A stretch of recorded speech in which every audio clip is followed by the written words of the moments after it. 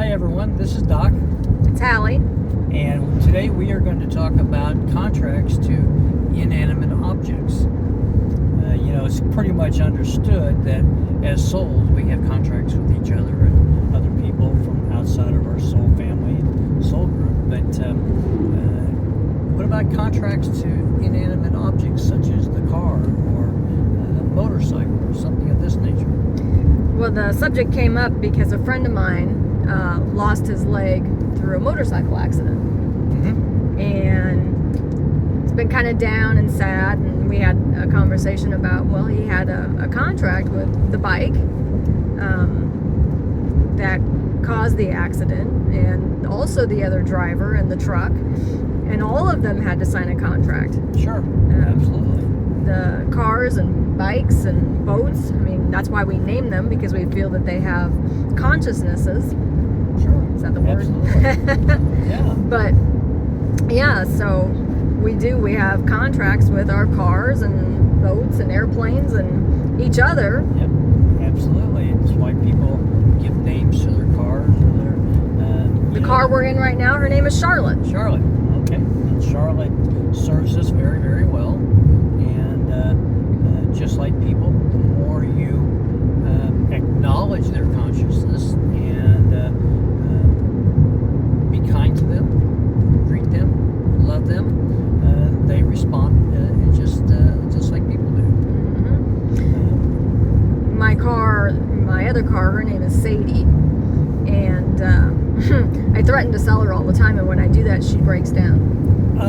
Okay. So if I'm nice to her, Mm-hmm. then all of a sudden she works again. Sure. Yeah. That's the way it works.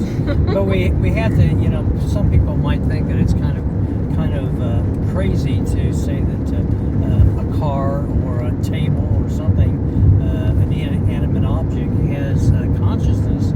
But we have to consider the fourth principle of the Hermetics is that of polarity, and it's just at the opposite end of the spectrum.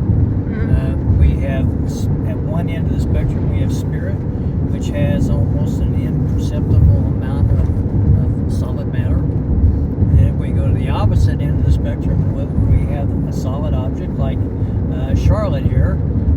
She has an imperceptible amount of spirit, so she still has consciousness. Well, but think about how many times you go to an antique store, and those of us who can do psychometry, if you feel that object, you can feel that consciousness. Sure. Now, sometimes it doesn't come from the object itself. Sometimes it comes from somebody who owned it. Sure. Or are they competing consciousnesses? Mm-hmm. You know, very well be. Does the wood also, let's say you did get a dresser that's made out of oak, does that oak also have consciousness? Well, yes, but they can also carry the consciousness of the person who owned it. Sure, absolutely. So it's an interesting kind of a way of thinking about it.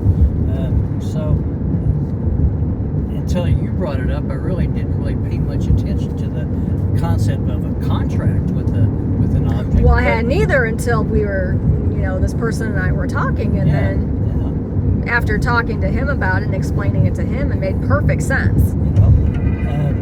We often take my vehicles, particularly when we go down to fairs in Oklahoma. We happen to be headed to a fair in Springfield, but I always thank my car for getting us there safely without any trouble, and so on and so forth. When we get ready to come back, I just mentally ask my car to perform well, let him know that I appreciate how well it gets us there. Mm-hmm. So, well, that's why we wash our cars, we take care of our cars, we vacuum them out. Yes, absolutely. And it's just like people.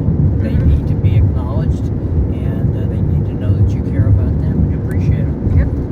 So, kind of a different, but I never really considered it from the perspective of having a contract with that particular vehicle. No, I never did either. And like I said, we came up when I was talking to him this week, and I think it made him feel better because he now understands that, he didn't do something wrong. Sure. He stopped for a bird. It was either an eagle or a hawk that had been killed on the side of the road, and he stopped to get a feather, and then he threw it in the ditch so it could, decompose naturally. And this and that. And he kept saying, well, maybe if I hadn't stopped. And I go, no, I think it still would have happened. Sure. Sure.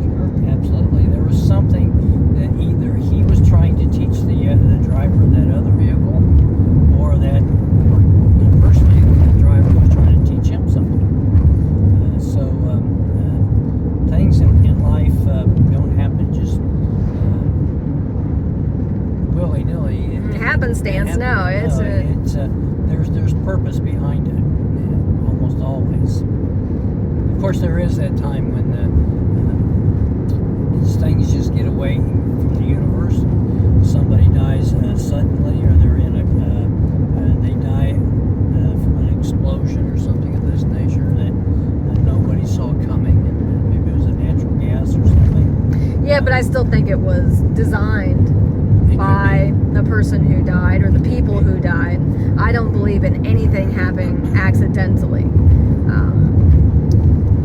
Of course, that begs the question: was it due to free will, or was it predestined? We don't know. In either case, I still think you plan it. You planned it. It was planned one way or the other. Absolutely. So. Yeah, and you have contracts with the building that house the gas or whatever. Sure. I know how much you love your home. I know how much I love my home. Both homes have a lot of wood. Wood carries consciousness from the tree that produced it. And so we have to think, I know I do, I think of my home as a living, breathing entity. So the more you let that house know that you appreciate it, it's going to work for you. Yeah, and like yours and my home both, we also have other entities in it. Well, that's true. So again, but they're competing. Yeah. Yeah, you got the wood that has, there's multiple trees that have been used for my house. Mm-hmm. I've got pine and I've got oak and who knows what else. And But of course, now the question is, what happens when, let's say, we want to trade in a vehicle? Is that part of the contract? I think so, because I've always known when a vehicle should go, and always have gotten rid of it just at the right time. And it's almost like the old vehicle has given me permission to go ahead and sell that vehicle and get the new one. Yeah, it's amazing how you just kind of wake up one morning and go, today's the day I know I need to go ahead and trade it in, sell it, or do what I need to do. But my vehicles have always been destroyed by deer. It's not tonight, not today. No, we've still got a ways to go. Always. So. If I'm trying to get rid of a vehicle, it's usually taken out by a deer. That's the end of that vehicle. Strangely enough, or oddly enough, my vehicles always let me know when it's time, when they're ready to let go of me, and then I know that it's time to trade it in and get sign a contract with another vehicle. But literally and figuratively. Yeah, that's true. Yeah, exactly. So, but it is it's kind of interesting to we don't typically think of an object like a car or a desk, or I've got a solid oak bed frame that